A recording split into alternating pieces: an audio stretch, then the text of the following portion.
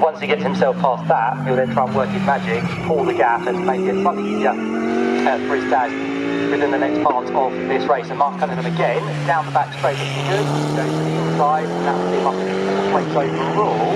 And now, right off the tail of his class competitor, to try and take the lead of the class away. He thinks about it down towards the bomb hole. Brad Thurston keeps the line covered there. He tries to get a better exit, which he will do, but again, Brad Thurston goes straight to the defensive line on the inside, but Mark Cunningham with some tremendous speed in his Porsche goes all the way around the outside, and before they even get towards Gorham, and down towards the left-hander Murray's, Mark has made his way through. So it's probably 3 or 4 laps later than what he would like to do, but still he's now ahead of Class C, up into 3rd place. He's got some nice clear air ahead of him, and now try and build that gap over Brad Thurston, who, to be fair, cannot rest on his laurels because he's got the Mercedes, and not too far back, the Ginetta in his tow as well. Yeah, and he's been really wary of that Venture Mercedes then, as Chris Jones looks to try and close in and take away that position, which will be for 4th place overall, but of course it's a good position as well, just to try and get yourself ahead and settle into your own race. You don't really want to be held up at this stage. You want to get your moves done as soon as possible, have your own pace out there so that you can follow your own strategy in essence. If you're being held up by others and you can't quite find the move, this is going to be a sort of pin in the strategy almost. It's almost becomes unpinned, but you want to get those moves done as quickly as possible. Certainly do. At the end of that previous lap, Peter Ursig out front, led by 8 seconds pretty much, between himself and that KTM of Mike McCullum in 2nd place. We're going to have to keep an eye on the gap here between 2nd and 3rd, because all of a sudden, the Porsche, now with that clear air, I think is going to start to bring the gap down to our 2nd place man. Last time through, Mark Cunningham in the yellow and black Porsche did a 1:58.6. Mike McCullum in the KTM did a 2:0.0. So even with the passes, Mark Cunningham was about 1.5 seconds quicker there. So it won't take him too long to get onto the case of the KTM. Works his way again down to the front, down to the field behind. Brad Thurston is not having it easy whatsoever, because right with him is still the number 21 machine of Chris Jones. Finding his way through, although pressure all the way towards the end of the lap. I think Dan Morris is slightly sitting back to see what happens. He doesn't want to be too involved, but he's willing to pick up the pieces if anything does happen ahead of him. Yeah, and that's not really a bad position to be in. Waiting for the pieces to fall your way. As we see now, our battle for 4th place overall making its way out of Murray's and onto the power, up through the gears, up through the revs as well, and heading away onwards towards Richie's then. Still holding on to that position, but it is Chris Jones chasing him all the way then up towards Richie's. We go on to the anchors, the trio go as they file their way through towards Richie's, head their way towards the Wilson hairpin. Certainly do. So those 3 together still fighting for 4th, 5th and 6th places. Those 3 cars all from different classes as well. Class C for the Porsche, Class D for the Mercedes, Class G for the Ginetta of Dan Morris. Just to make you aware of Mark Cunningham, again, we'll keep focusing on him because he is one of the quickest on circuits at the minute. He's gone 3 seconds quicker than the KTM on that lap alone. So the gap, which was around about 5 seconds, is now down to 2.1, and I don't think it'll be too long before he gets himself possibly to the back of the KTM on this lap, and he might be able to make a move before we get towards the start-finish line once again. Brad Thurston further back, still under attack here from the Mercedes, and the ever closer Dan Morris in the Ginetta. That's a tremendous fight that we are focusing on for the time being. And I think everything else is a little bit more relaxed further back, apart from the Jaguar of what will be Adam Thompson's front. It is Callum Thompson in the Jaguar. He is under pressure from Johnny McGregor in his Ginetta. So 3 separate battles, which are fairly close at the minute, but has Mark Cunningham made his way through on the 2nd place car? Turning that way up from Nelson. Brief flash of the lights there as well. He's through, isn't he? Already through is the Porsche of Mark Cunningham, so now into what seems to be a nice extended 2nd place. Yeah, I wonder if it's a case for Mark Cunningham to not fighting too much, don't compromise his own race. Cunningham just found his way through, now in the place on the front, chased down. Mark Cunningham in that yellow and black Porsche 997 has clear track ahead of him now. as he looks to get lap after lap under his belt, and he's actually not too far away from the pace being set by that leading Audi.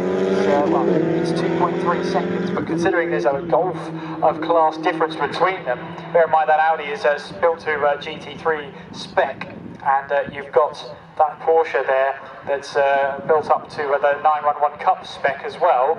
Yeah, it's a difference between those two cars. It's been within sort of 2 to 3 seconds. It's not a bad run at all. So keep an eye on him. He seems to be on a charge at the moment. A B under his bonnet. Just getting reports for that early safety car, there was reports of debris on the circuit, so that's the word and the reason for the safety car. And we just had word that the 78 machine is into the pits as well. Not too sure the reason, but that car has decided to come in under the helm of Paul Sheard, so he unfortunately is not going to be out there for a few laps until they find out what the problem is, and that car has gone straight into the garage as well, so that one is going to fall to the back of the field. The car just ahead of it is also a Sheard Autosport car as well, so the best of days at the minute, 14 to 15 for the Audi, which now moves up a place, and the Volkswagen Golf, which finds itself in the pit lane. Yeah, that Sheard Autosport Audi missed the start and went itself a lap down. It did join into the race under that safety car, so it did only find itself a lap down, but nonetheless it's in this race now, and I think it's a case for Sheard Autosport to see where they can go. Can they climb so compete with the likes of New Barn Racing and race road competition, if they can try and get themselves up the back and away by getting too loud the rest that goes back through. Still has our race leader, number 9 Audi, trying to get another lap from the race 4.403. Comes Mark Cunningham now, trying to see what his pace is up against the Audi.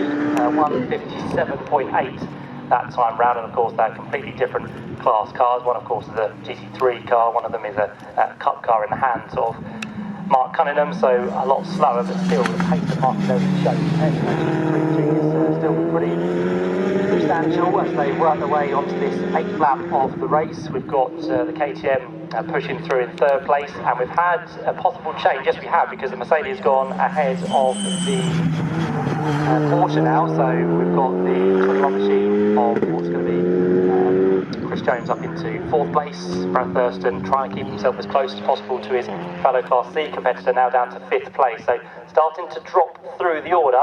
Dan Morris, to be fair, is a couple of seconds adrift at the minute, so he was in a fairly good position to make a move, but they are the positions we've had to switch around on that previous lap.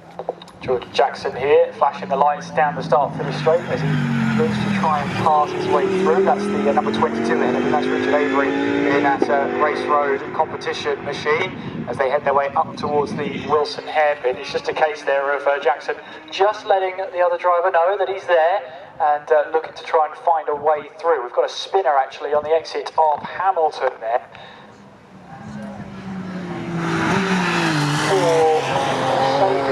Chris Jones, isn't it? It is Chris Jones, you're right. He's had the spin, which does rejoin onto the circuit, but that's a lot of time lost. Yeah, he was in that battle with Brad Thurston, the Porsche. He just got his way past actually, so whether there was a retaliation or whether he got the clear air and thought he could push a little bit quicker and harder and made the mistake of going towards the had front round pretty much at the tail of the field. I think there's a couple of cars just behind him, but there's going to be now work to do for Chris Jones to work his way back through the order and find himself where he's going to be within the running order. There's going to be work to do for Matt George once he jumps into that car a little bit later on. For that machine, as we now hit the 17th minute of the race, the race leader back through once again, 24 seconds clear of the Porsche of Mark Cunningham. There goes Brad Thurston now, back through in a confirmed 4th place, and that of course is behind KTM and everyone else who starts to move up in position.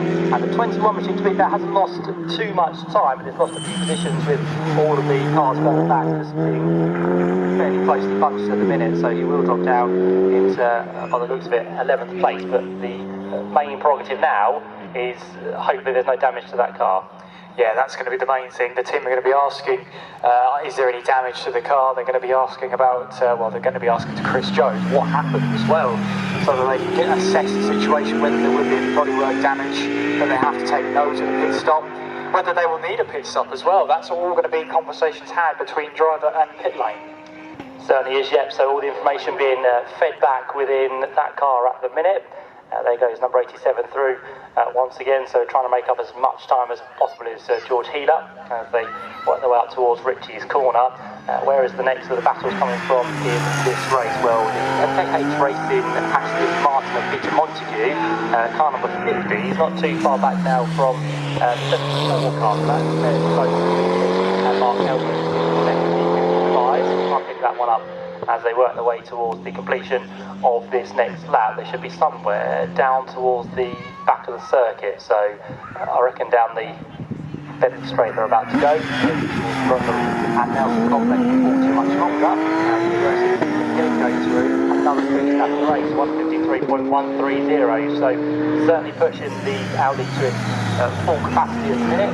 Mark Cummings goes through now 29 seconds of grid, and the next one hasn't dropped too far back, 7.5 seconds at the minute, so fairly close to the 40 minutes to recover its way back into the field. And where is that Aston Martin of Peter Montague? Well, he's coming now round through the right-hander of Coram.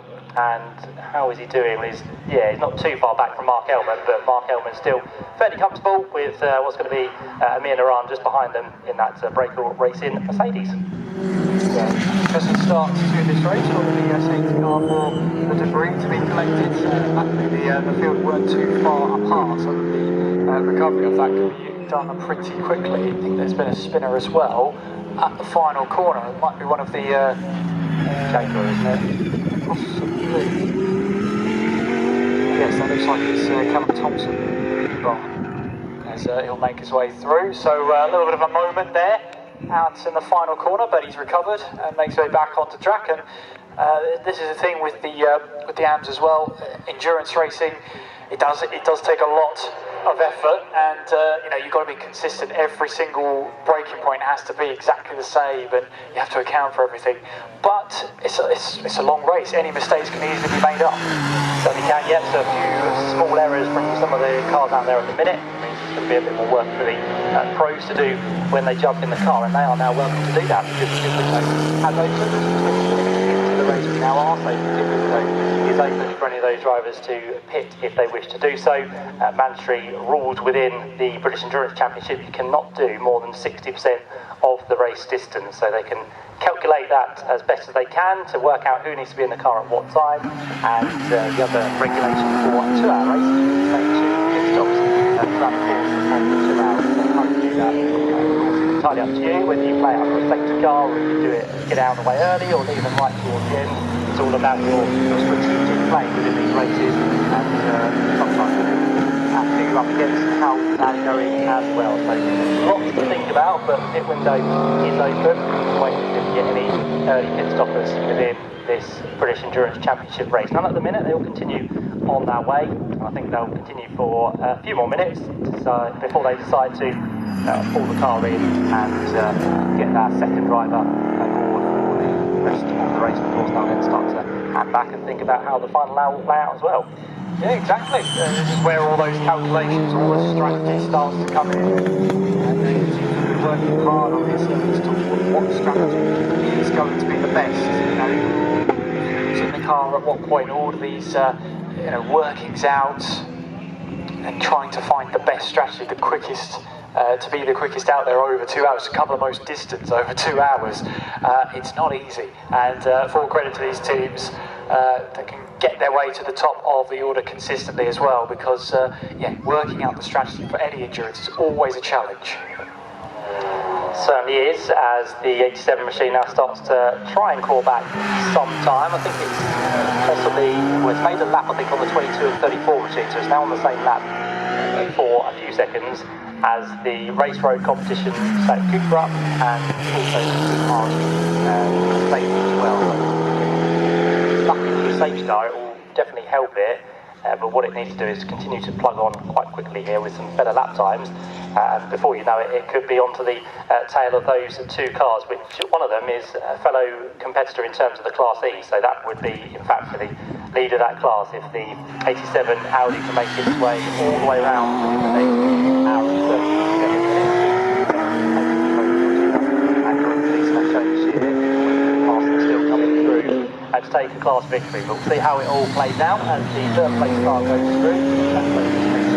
And now 10.5 seconds back from Porsche Mark Cunningham, but that car has just set its best lap of the race, so 59.119, not as quick as the Porsche, but still improving on its previous laps. Yeah, Mike McCullum just getting more and more out of the car, set personal bests in the second.